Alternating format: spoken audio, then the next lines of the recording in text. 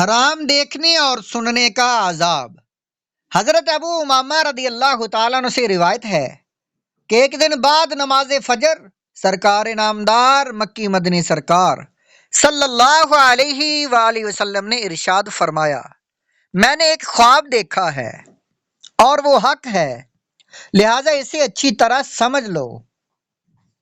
ایک آنے والا آیا اور میرا ہاتھ پکڑ کر ایک لمبے چوڑے پہاڑ کے پاس لے گیا اور کہا، اس پر چڑھیے۔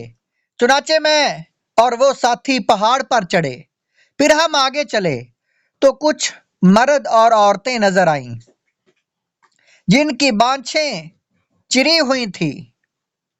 میرے پوچھنے پر اس نے بتایا، یہ وہ لوگ ہیں جو ایسی بات کہتے تھے جس پر خود عمل نہیں کرتے تھے۔ ہم اور آگے چلے تو ایسے مرد اور عورتوں کو دیکھا جن کی آنکھوں اور کانوں میں کیل ٹھکی ہوئی تھیں۔ میرے پوچھنے پر بتایا گیا کہ ان کی آنکھیں وہ کچھ دیکھتی تھی جو نہیں دیکھنا چاہیے، اور کان وہ سنتے تھے جو نہیں سننا چاہیے۔ پھر کچھ آگے گئے تو ایسی عورتیں دیکھیں جنہیں ایڑیوں کے پٹھوں سے باندھ کر الٹا لٹکایا گیا تھا اور سانپ ان کے سینوں کو ڈس رہے تھے۔ بتایا گیا کہ یہ اپنے بچوں کو دودھ نہیں پلاتی تھیں۔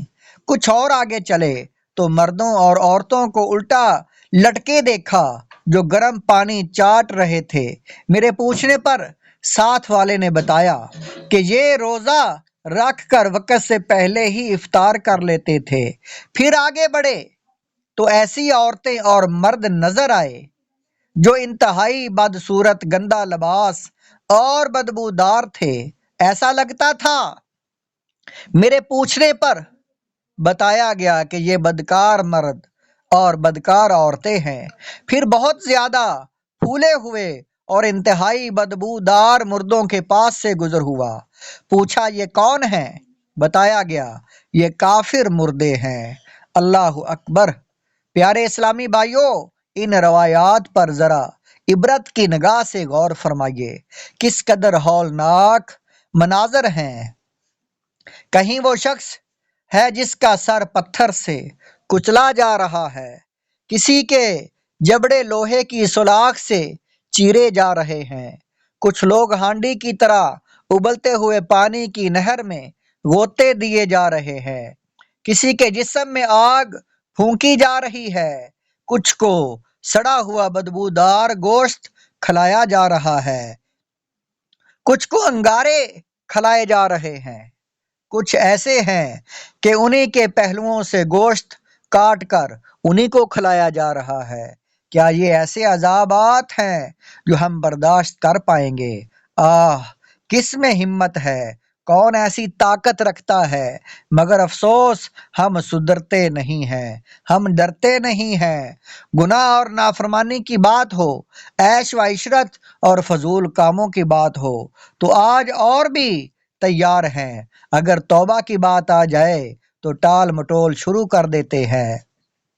کاش ہمیں خوف خدا نصیب ہو جائے، کاش قبر و آخرت کی فکر نصیب ہو جائے۔ یا خدا میری مغفرت فرما، باغ فردوس مرحمت فرما، تو گناہوں کو کر معاف اللہ، میری مقبول معذرت فرما، مصطفیٰ کا وسیلہ توبہ پر تو عنایت مداومت فرما، قبر جنت کا باغ یا جہنم کا گڑھا ہوگی۔ حضرت ابو سعید خدری رضی اللہ تعالیٰ عنہ آپ سے روایت ہے، پیارے آقا مدینے والے مصطفیٰ صلی اللہ علیہ وآلہ وسلم نے فرمایا، لذتوں کو ختم کرنے والی موت کو کثرت سے یاد کر، کیونکہ قبر روزانہ پکار کر کہتی ہے، میں اجنبیت کا گھر ہوں، میں تنہائی کا گھر ہوں، میں مٹی کا گھر ہوں، میں کیڑے مکوڑوں کا گھر ہوں۔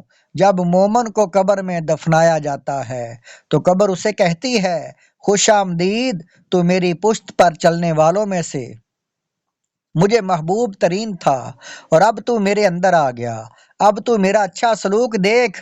پھر قبر اس کے لیے حد نگاہ تک کشادہ ہو جاتی ہے اور اس کے لیے جنت کا دروازہ کھول دیا جاتا ہے، اور جب گناہگار یا کافر شخص دفن کیا جاتا ہے تو قبر کہتی ہے، تجھے کوئی مرحبا نہیں، تو میری پشت پر چلنے والوں میں میرے نزدیک بدترین شخص تھا، اور اب تو میرے اندر آ گیا ہے، اب اپنے ساتھ میرا برتاؤ دیکھ۔